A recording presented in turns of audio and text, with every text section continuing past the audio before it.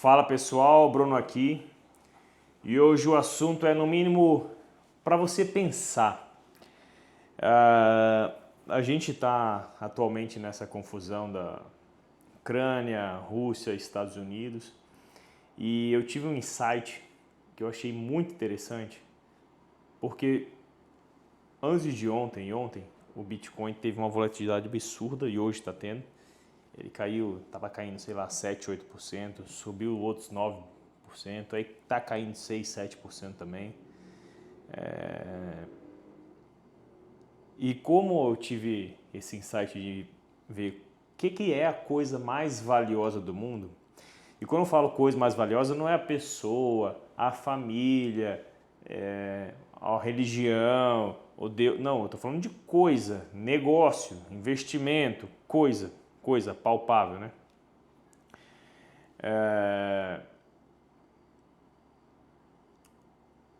A gente está vendo um monte de gente se matar, países se armando, criando dívidas ao longo dos anos para as pessoas se matarem. Não dá para falar que mas é o governante que é isso, não é o país.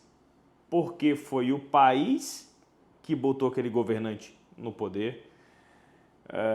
Então é uma coisa que as pessoas sim querem, sim defendem, quando não querem, elas trocam o governo e o governo toma as atitudes de acordo com aquele país. E a gente vê essa guerra, essa confusão, não é só o governante que quer, tem outros interesses. E lembrando, esse vídeo aqui não é para falar o que é certo, o que é errado. Esse vídeo é para falar o que eu tô vendo de cenário, o fato. Tá? O Trump falou agora ontem, eu acho, sobre a criação de uma reserva dos Estados Unidos, né? Colocou várias criptos ali e o mercado deu uma chacoalhada e tudo mais. E aí eu achei muito curioso que saiu uma nota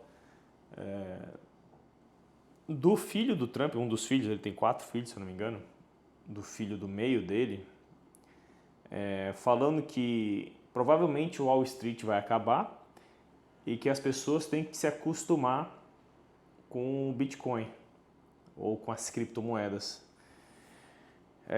Em termos de valorização e tudo mais, é uma coisa muito volátil. Primeiro, isso me leva a pensar, o dinheiro está muito barato. Você comprando uma coisa, você não, várias pessoas, muitas pessoas comprando, negociando uma coisa, que o único valor que tem é, se você estiver sendo perseguido, mas todo mundo está sempre sendo perseguido, tem gente que realmente está e precisa e, legal. Mas todo mundo está sendo perseguido? Né? Outro, se fala em valorização. E aí, uma cripto só tem valor se alguma outra pessoa quiser pagar mais do que você pagou.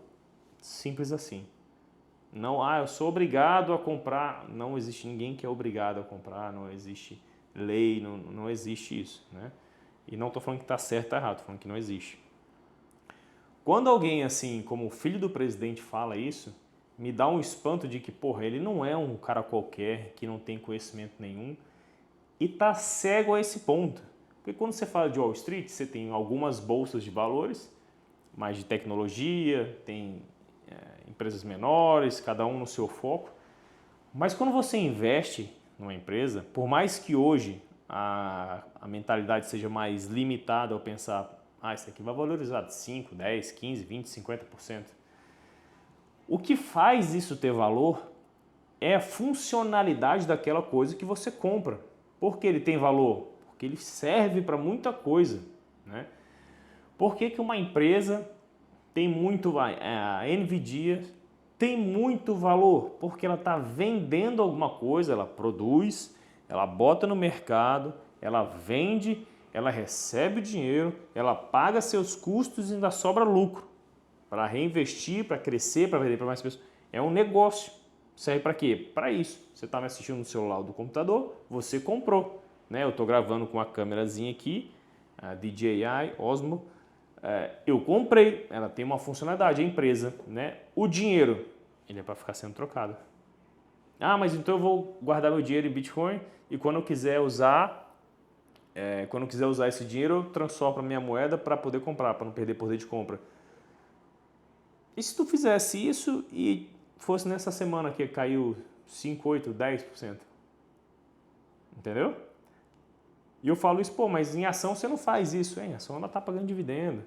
Em ação já é comum as pessoas que falam que são entusiastas de ações para aposentadoria e tudo mais, falar, ó, isso aqui é um dinheiro que você usa no dia a dia, você separa, esse aqui é outra coisa, você separar para isso. Você tem um meio termo das coisas. Quando se trata de Bitcoin, muitas das pessoas, assim, não, bota o dinheiro lá e deixa lá. Ah, não vou ficar uma semana sem usar esse dinheiro, um mês, não, deixa lá.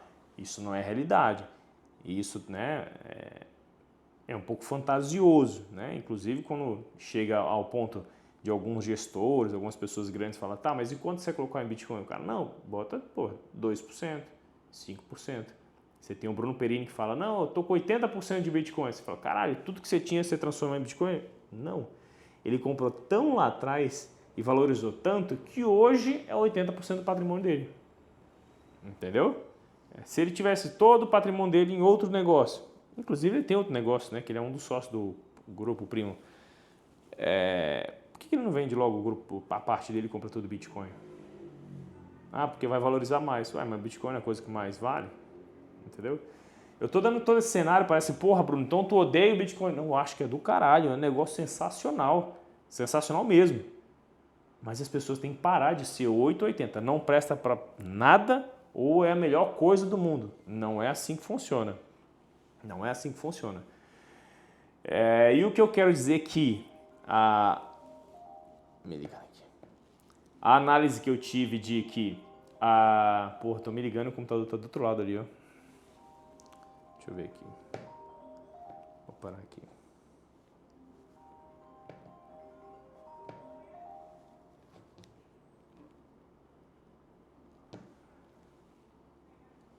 Pronto.